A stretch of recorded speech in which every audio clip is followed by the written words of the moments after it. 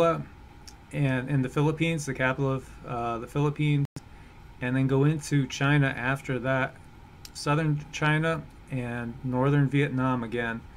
And those areas have been very, very hard hit with flooding. So let's pray for those people as well. Now shooting over here, so you can still see, you can see Olivia past the Big Island, Paul over here, and we still have Isaac and Helene. Helene is going northerly, forecast to kind of curve around. It was showing her going into Portugal and Spain. Now it's showing going a little bit more northerly. Isaac, at one point yesterday when I looked at the forecast, was supposed to make it all the way through and come up and be off the coast of Tampa Bay about a week from now as a category 2 or 3, and the last time I checked it changed and wasn't going to survive going through the leewards and going around Haiti and Dominican Republic. But these things change. I've never seen such change in these storms. So if we go one day out here, and let's start focusing in over here. So you see Florence coming ashore, and let's just look at Florence.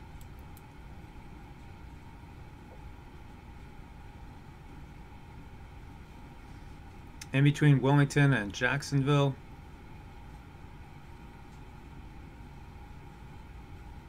Now we're not seeing such high numbers according to what this is showing right now as far as the wind speed. If we go back to currently,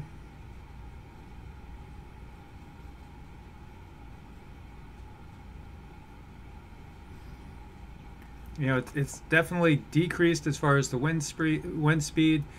It is spreading out, and so the storm surge could be the major problem we see at first, because it does have the potential for tremendous storm surge all through the Northern Carolina and into the Southern Carolina area, primarily right here, obviously into North Carolina, with storm surges of up to or over 10 feet expected. And this is going into Saturday. We see it's in between Wilmington and Myrtle Beach. And again, the winds here have died way down. Still some higher ones to the southeast. And then it juts inward, basically centered over Columbia, South Carolina. And again, now the winds are way down, but it's just a rainmaker. But as we see, rain can be deadly. We have seen so much with the flash flooding. So many lives lost this year from flash flooding. And then come Monday,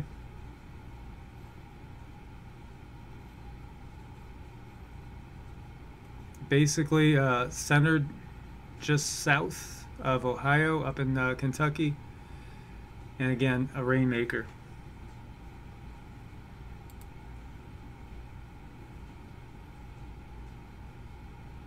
And Tuesday it's just moving on up and out. And checking this little development here, which I didn't see before. See how things are always changing.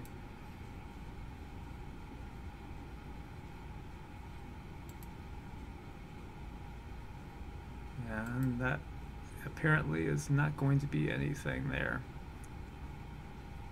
So let's bring it back. Let's take a peek at Isaac and Helene. So here Helene's still holding together. Isaac looks like it's dissipating.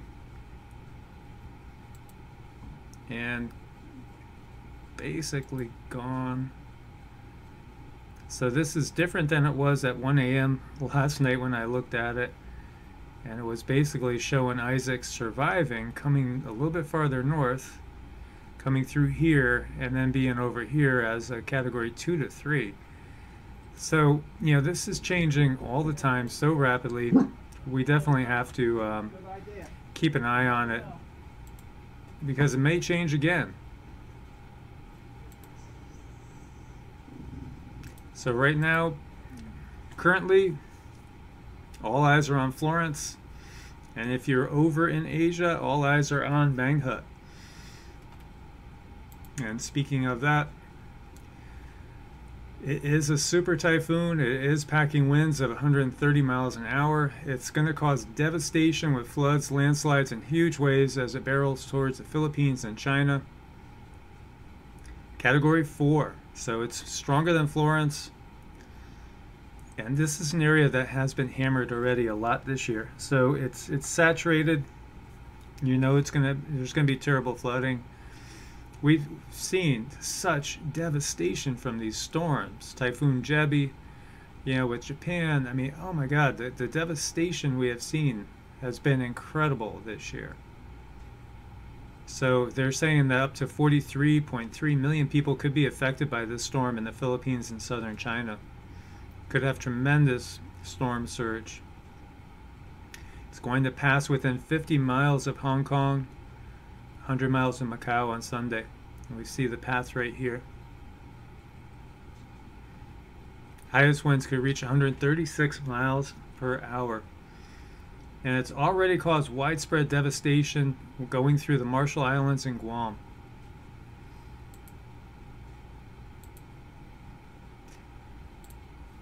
And we have undersea eruption going on over at Iwo Jima. Seawater shooting as high as 33 feet. So aerial photos taken on Wednesday, September 12th, show sure signs of undersea volcanic eruption at Japanese Iodo volcano, which was Iwo Jima. The volcano has been showing increased activity since the past weekend. And in just 2 days, Iodo saw 3.93 inches of uplift. The Geographic Survey Institute of Japan said in a monthly report of geodetic changes in Japan. And there's a lot of changes going on. And this is the location. So the island has undergone dramatic uplift for at least the past 700 years, accompanying resurgent doming of the caldera. A shoreline landed upon by Captain Cook's surveying crew in 1779 is currently 131 feet above sea level. To show you how things change over time. And sometimes they change rapidly, as we've been discovering and as we've been sharing on the channel. We have a rock fall destroying a village in Sudan's South Darfur, killing at least 20 people and leaving 50 injured. And of course it was caused by heavy rainfall again. That started on September 6th. We've seen an awful lot of that this year, a tremendous amount.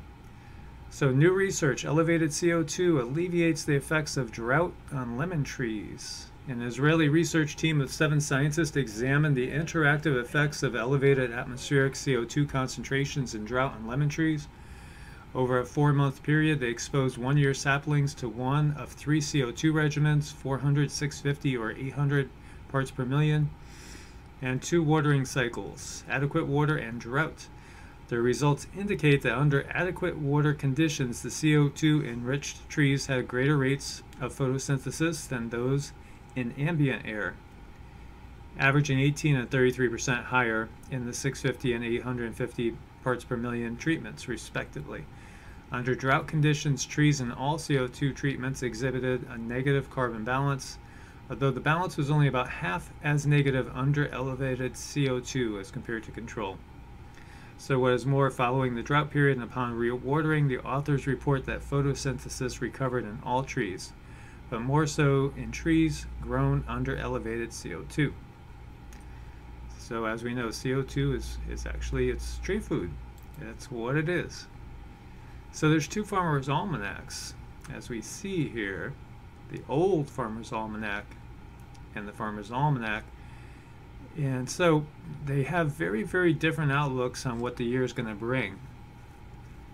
So the Farmer's Almanac's predicting a frigid winter with teeth-chattering cold temperatures and heavy snowfall, while the old Farmer's Almanac is calling for above normal temperatures and below normal rainfall. So which one should we believe? A study from the University of Illinois found the old Farmer's Almanac's monthly forecast to be approximately 52% accurate, or not too great. When comparing last year's almanac predictions to what actually occurred, the Farmer's Almanac was far more accurate. It called for wild temperature and precipitation swings, which turned out to be the case, and also accurately red flagged specific dates for noteworthy storms. Check out last year's outlooks below, as you can see.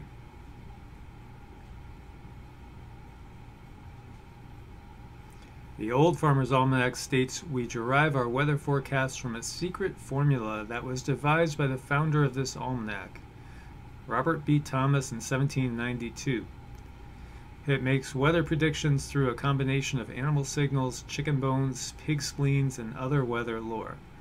Well, at 52%, maybe they were just flipping a coin. So you remember that mysterious observatory evacuation? It's been a buzz, and actually there's been 2 of them. And it was the FBI that showed up and evacuated the remote Sunspot Solar Observatory in southern New Mexico. Almost a week later, nobody knows why. Reports Black Hawk helicopters and federal agents swooped in and inexplicably evacuated a remote part of New Mexico, including a prominent solar observatory, as some corners of the internet predictably at Twitter about possible alien cover-ups. Not necessarily aliens, but perhaps it's Planet X Nibiru cover-ups. That's what I'm getting from so many of you guys. so many of you guys are believing in this, and there is a lot of evidence, and you know, there's some out there that are really trying to cover this up. And you know, I think there's a lot of evidence that there's something going on out there. And I'm seeing from some channels that, you know, I've always enjoyed, what feels to be like, I don't know, maybe they're getting controlled a little bit. You know, maybe they're becoming part of the machine and fighting against this, and you know, trying to lay out other possibilities to cover up the Planet X, Nibiru, stellar core theories that are out there. So why would they want to do that? Well, you know, there's always a lot of pressure on us. There's always pressure coming in, and there's people always trying to sway your point of view to one particular mindset. And so, you know, it could be very enticing for some, because, you know, like immunity from getting blacklisted or auto banned, it would be very nice, as well as seeing your views go up and seeing everything be easy, and actually, you know, having help, you know, with things like that from the inside, as opposed to channels that will stay true to themselves and really want to get the truth out there no matter what it is, and be willing to explore things that, you know, perhaps the powers that be don't want coming to the surface. So why is there so much chemtrail spraying around the sun in particular? Because there is. And I just want to share with you guys some of the photos that you guys have been sending in. Now I'll start with this one. This is one I took last night, which I shared on the live stream. I think I did. I'm trying to remember. Yeah, I did. This was taken maybe 20 minutes after sunset. And this is facing the east. So, you know, what's up with that? You know, because if you looked to the west, the sky was darker than over in this area to the east. Very peculiar. How could it be so bright over here when the sun has already gone down? And when we see these clouds, because we see a lot of these clouds now, and these are not what we used to see all the time before. It's very curious. These things feel man-made. You see a lot of wispiness, you know, indicating chemtrails. It's like they're trying to block out something on purpose. So I'm going to just roll through some that people sent in. You guys might notice down here what looks to be a very large red sphere. You know, it's so hard sometimes to tell what is, you know, just nothing but glare, and what is something else. Now, I've shared with you guys before. Interesting, the color, right? The sun and or sun simulator, you know, obviously it's yellowish white. It's pretty much more white. You could see some violet around the corona and gold a little bit out here, and this is pretty red. And then we see this. I mean, you know, the thing is, we see all these things really consistently. This is massive in red, and it's so interesting. So there is the thought of ascension, and many of you might be aware of ascension and many might not. But the thought is that we are rising up in vibration. So everything, according to, well, quantum physics, everything is energy, for one. Everything is just vibrating at different levels, different rates of speed. Reality sits along one narrow bandwidth of our perception. So right above and right below our perception could be an entirely new reality. The thought is that the Earth is ascending, as are everything upon the Earth as well. So it's going into a higher vibrational frequency. Perhaps, throwing it out there, perhaps, you know, there's nothing coming into our solar system. Perhaps there's no, you know, extra solar, extra, you know, planetary bodies coming into the solar system. Maybe they've been here the whole time, just on a different frequency, a different wavelength. And since the Earth is starting to vibrate at a faster rate of speed, it's coming into the frequency band of these other objects that have been here the whole time. It's not like they came in from anywhere. They've always been here. But they were always separated from us by vibrational frequency, rate of speed. And now we're coming up into their vibrational frequency, and so they are becoming visible to us. So it's not like anything has really come in from anywhere. It's always been here. They have always been here. We've always been here. We're occupying the same space, just at different frequency levels. But now we're starting to occupy the same vibrational frequency. And so they are coming into our view, and they are starting to affect us electromagnetically. So it's not about looking out there for something that's coming in. It's actually been here the whole time, just on a different level, a different rate, and a different frequency. And I'm just sharing this with you because it's not something I've gotten from anybody in particular. It's just something that feels right to me from all the things I've studied and just from what comes intuitively from within, which you guys know I'm a big believer in that. So here's, you know, some chemtrail spraying going on early morning to hide things, the wispiness of them. Now here, I didn't see it at first, but it was pointing out, look at 5 p.m. right here, and then there's that other small little object. You know, it's like hard to say what's a lens flare, what's not. But it's just that there's so many of these just like this. And so this is just playing with some different filters.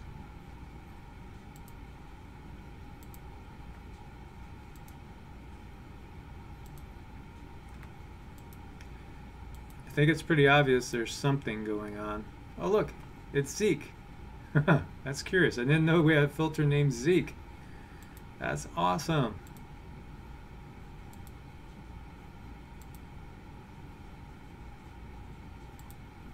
The way they're spraying, especially at sunset and in the morning, it definitely feels like it's exactly, I mean, it's a cover-up. Now I think they're willing.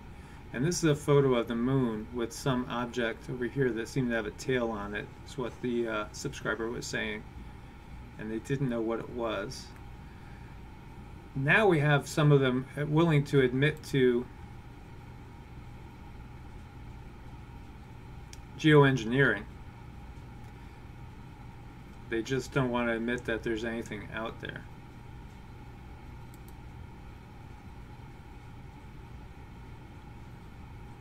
So just simple lens flares, guys. What you think? Why are there always the clouds right around the sun for the most part, trying to block it out? And these are obvious chemtrail clouds.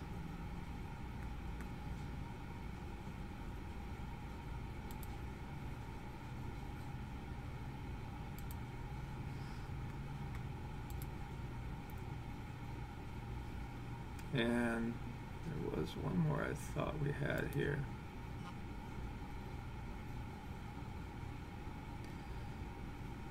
So what are your thoughts on these? Do you guys see anything in here?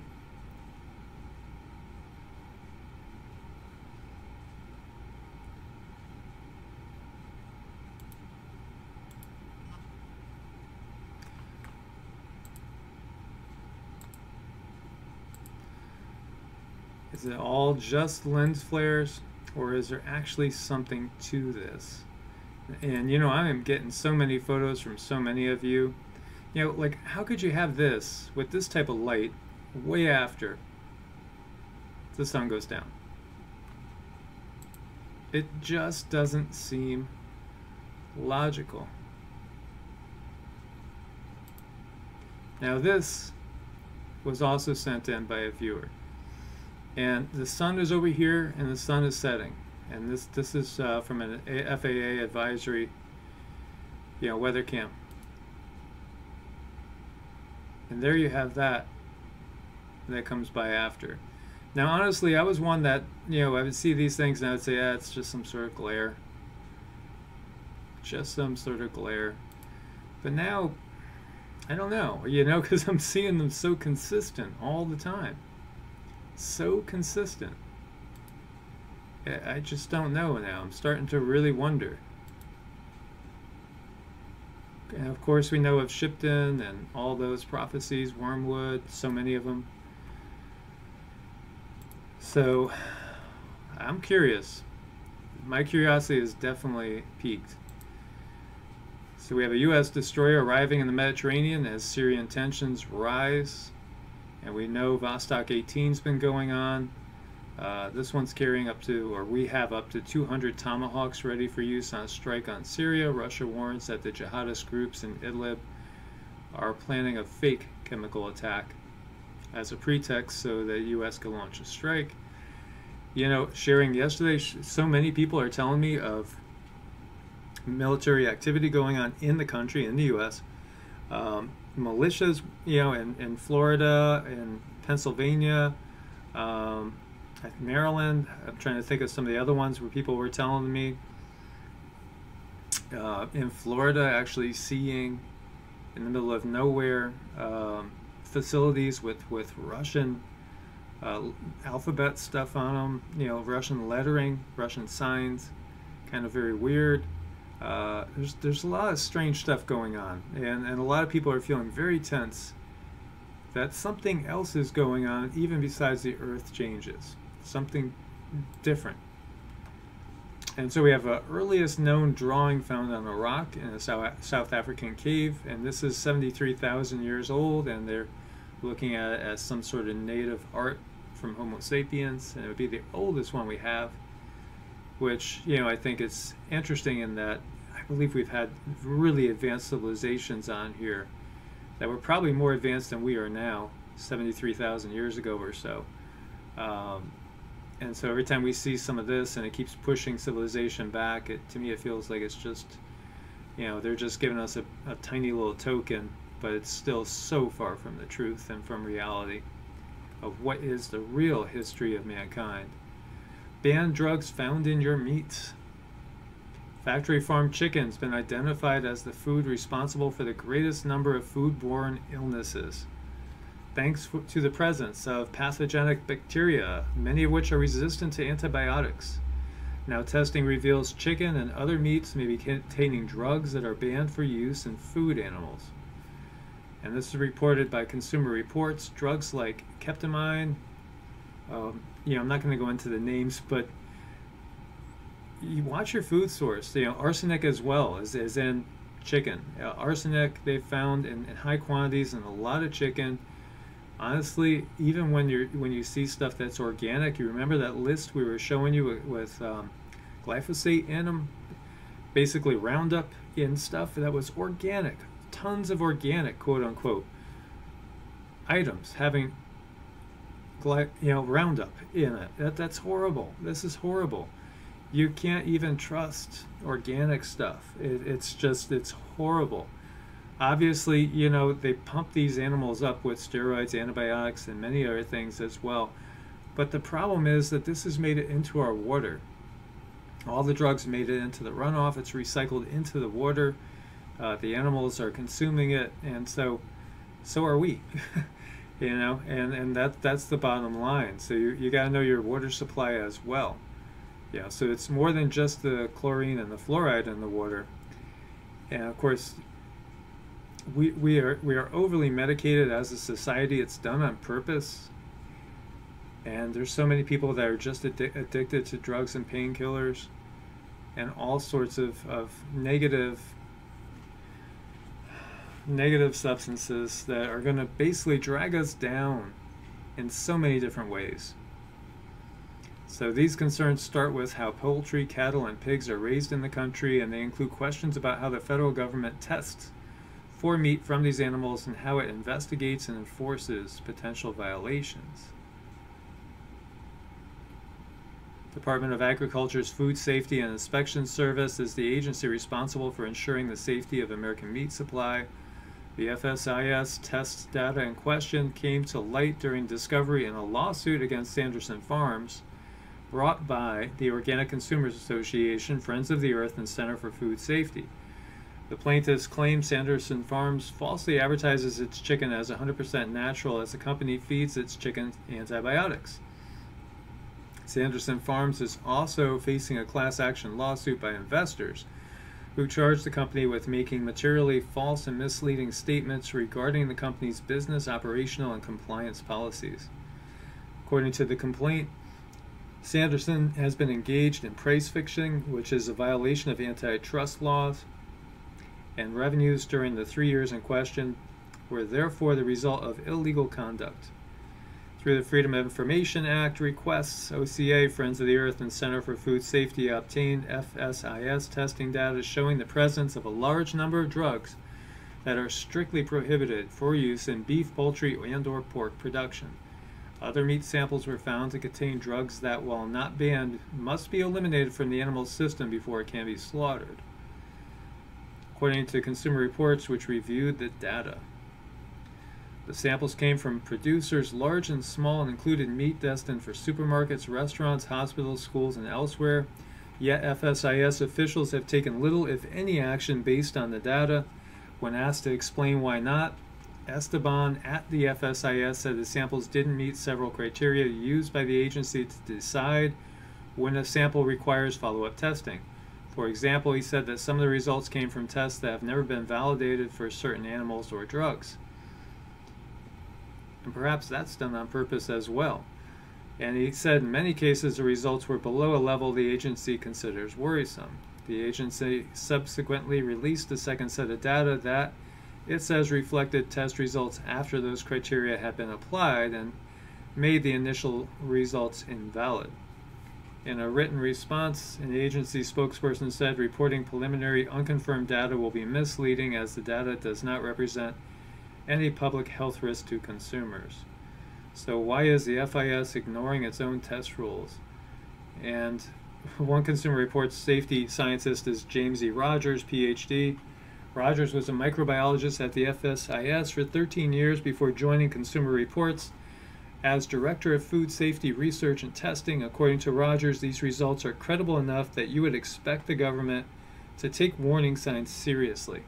You would hope the results would prompt the agency to look into why these drugs may be made present and what risks they could pose and what can be done to protect consumers. So, I mean, the basic thing here is that, this is all about profits, corporate profits for the most part. But there's also ties into the pharmaceutical agencies. And there's that food pharma cooperation going on because one leads to the other. Poor food choices lead to you going to your doctor, which leads you to your doctor making his quotas. As policemen have to make their quotas for tickets, doctors have to make their quotas for prescriptions. And, you know, that's something that's not very well known, but it's actually a fact in many, many cases. And so it's this negative cycle that really is all about profits. Profits first, your health and safety second. And that's not good. But unfortunately, that's the world that we have. And we have a city blocking 5G cell tower implementation over claims that it can cause cancer. 5G technology rolls out across the country. It's being met by a massive wave of resistance over concerns it could cause health problems. One city in California, reacting to an overwhelming outpouring of concern, has taken an extreme step and blocked the technology from being implemented. This week, the city of Mill Valley, California, a wealthy city just north of San Francisco, voted unanimously to effectively halt the installation of new small cell towers which carry the 5G technology.